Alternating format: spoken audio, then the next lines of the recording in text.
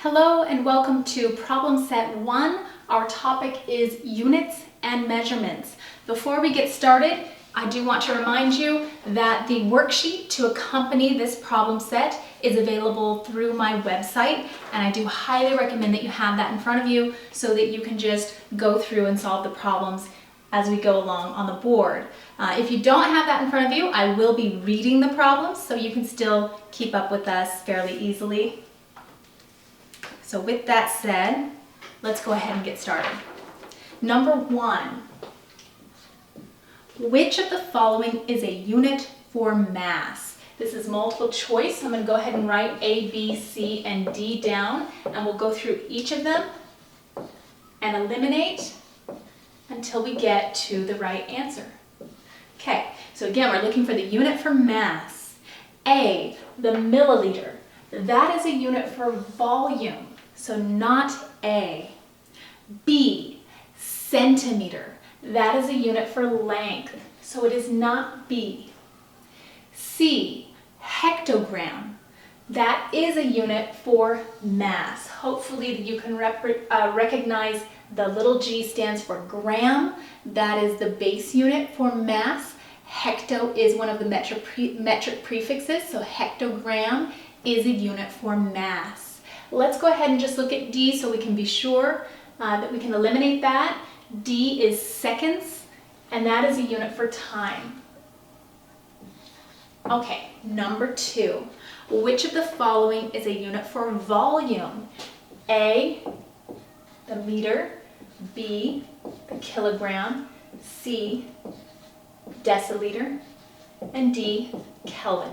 So this time we're looking for the unit for volume, not mass, for volume. So A, meter, that is a unit for length, not volume.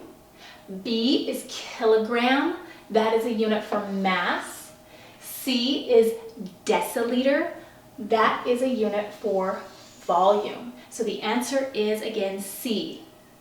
D is the Kelvin, that is a unit for temperature. So that is not the answer for number 2. Number 3. Which of the following is an SI unit? You're given an A through E here.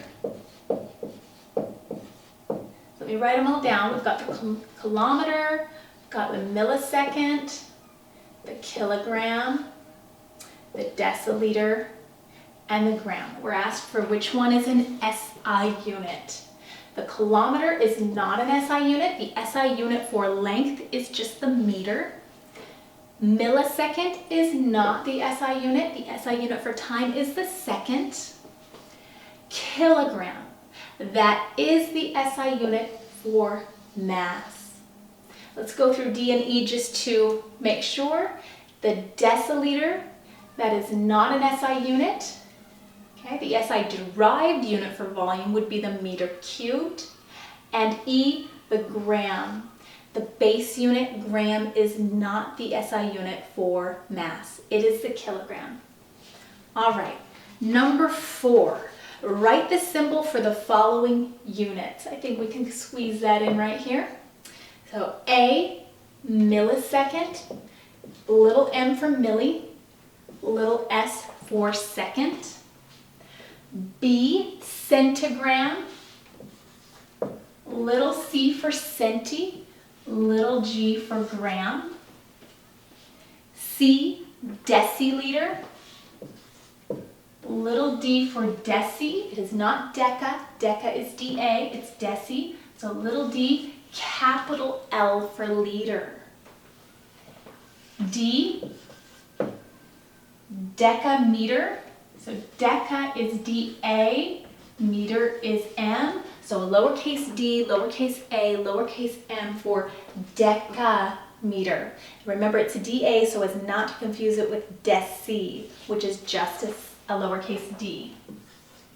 Okay, E, microgram. Remember that the symbol for micro is that symbol called mu, and it looks like a lowercase u, and it's micrograms. So we're going to put that with a lowercase g. Okay, number 5. convert the following temperatures into Kelvin. So you're given A, B, and C. You're given the temperatures in degrees Celsius. So if we have a temperature in degrees Celsius, remember we're going to just add 273 to adjust for that 0-point difference between the Celsius and the Kelvin scale, and that's going to give us our temperature in Kelvin. So we can use this equation for A, B, and C here. So for A, let's erase that there. We use that equation for all of them. For A, the temperature in Kelvin will just be the 0 degrees Celsius plus the 273. So the temperature in Kelvin is positive 273. And I'm going to go ahead and put the unit K for Kelvin. It's always good to put your units on. Okay. B, we've got 25 degrees Celsius. So we're going to plug in the 25 here for the degrees Celsius. Our temperature in Kelvin will be 25 plus the 273. So we're going to get 298 Kelvin. Circle my final answer there. Okay, let's go over here and do C. Don't want it to get too messy there.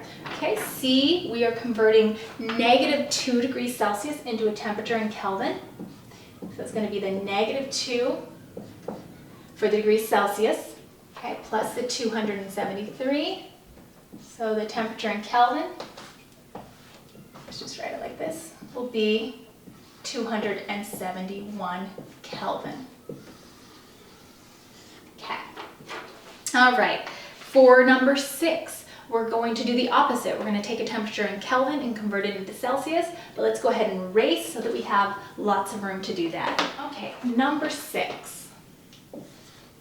Convert the following temperatures into degrees Celsius. So we're going to be taking the temperature in Kelvin and we're going to be subtracting the 273 to adjust for the 0-point difference between the Celsius and the Kelvin scale, and that's going to give us our temperature in degrees Celsius for A through C here. Okay, so A is 301 Kelvin, so the temperature in degrees Celsius equals 301 minus the 273, and it's a little faster for me to just pull out my calculator. I know we can do these without a calculator, of course, but I just want to make it faster. So 28 degrees Celsius. Okay. B is 62 Kelvin. So we're going to take 62. We're going to subtract out the 273. We're going to get -211 degrees Celsius. Don't forget your units. Now remember, you can have negatives on the Celsius and the Fahrenheit scale, but not the Kelvin. So if for number 5 we had come up with a negative for an answer, we would know right away we did something wrong. But here we can have negative because we're converting into degrees Celsius and there are negative temperatures on the degrees Celsius scale. All right, C, last but not least, 0 Kelvin. 0 minus 273, that's going to be -273 degrees Celsius. Okay, so let's go ahead and erase here and go on to number 7. I think we're going to need some room there. Okay, number 7. Fill in the blanks with the proper numerical value, and there is an A through G. Okay, so you may be thinking, boy, there's a lot of these kinds of problems. Is this important? Yes, it is. It's really a very good way to prepare you for writing conversion factors from the metric system, which is going to be a big focus of tutorial number 2. So that's why I gave you so many of these problems. All right, A, in 1 kilogram, there are blank grams. So we have to fill in the blank here. How many grams? Well, kilo means 1,000. So there are 1,000 grams in a kilogram? B, in 1 millimeter, there are blank meters. So we're filling in the blank here. How many meters? Well, milli means 1,000th. So there would be 1,000th of a meter would be equal to 1 millimeter. Okay. C, in 1 meter, there are blank centimeters. Okay. Well, centi means 100th. Okay, so we can rewrite this in its numerical value as 100th of a meter. So in order to equal 1 meter, it would take 100 centimeters. So 100 centimeters equals 1 meter. D, let's see, in 1,000 meters, there is or there are blank kilometers. Okay. Well, kilo means 1,000.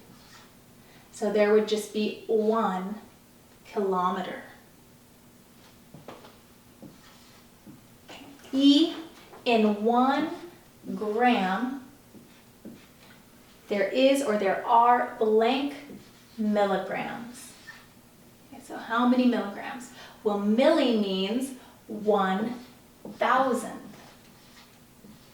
So 1,000th of a gram. So in order to equal 1 gram, we would have to times by 1,000.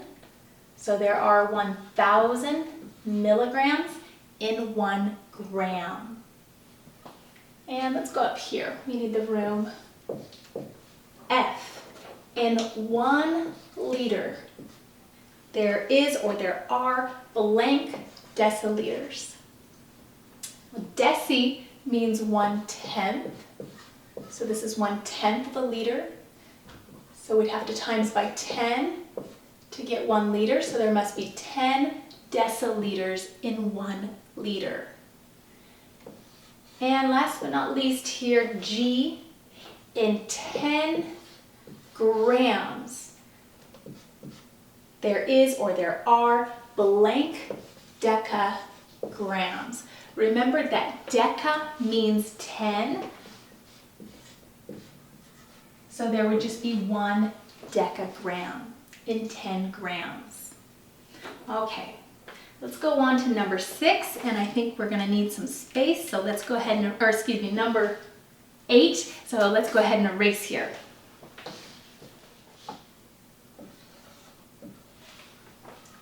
The mass of a chunk of silicon is, I'm going to write up here, M equals 3.11 grams. If the volume, write up here V, if the volume is 1.40 milliliters, what is the density? So density is our question. I like to write what I'm seeking up at the top of the problem because a lot of times your problems are going to be multi-step problems. They're going to take a long time to solve. So sometimes it's just nice to look up there and be like, wait, what was I solving for again? It really doesn't apply so much to this problem because this is just a one-step problem, but it's a good habit to get into. So anyway, that's what I do. If it helps you, you should start doing that too. All right, so all we're doing is solving D equals M over V here. We're going to plug in the mass, which is given, and the volume, which is given, and solve for the density of silicon. So let's go ahead and do it. 3.11 grams divided by 1.40 milliliters. Punch that into your calculator. And my calculator gives me 2.2214, 28571. I am going to go ahead and round that to 3 significant figures. If you don't know anything about significant figures at this point, don't worry about why I did that. just make sure to tune in to tutorial number 2 where we're going to cover sig figs. All right, so for those of you who know, there's 3 digits in the numerator here in my measurement and 3 digits in the denominator for this measurement of volume. And so I'm going to keep 3 in my final answer, 2.22, and my unit is grams per milliliter. And I'll write D equals. And that is it. All right, so this concludes our problem set number 1. I hope that you will consider tuning into tutorial number 2, where we can learn all about significant figures as well as some other topics. Thank you.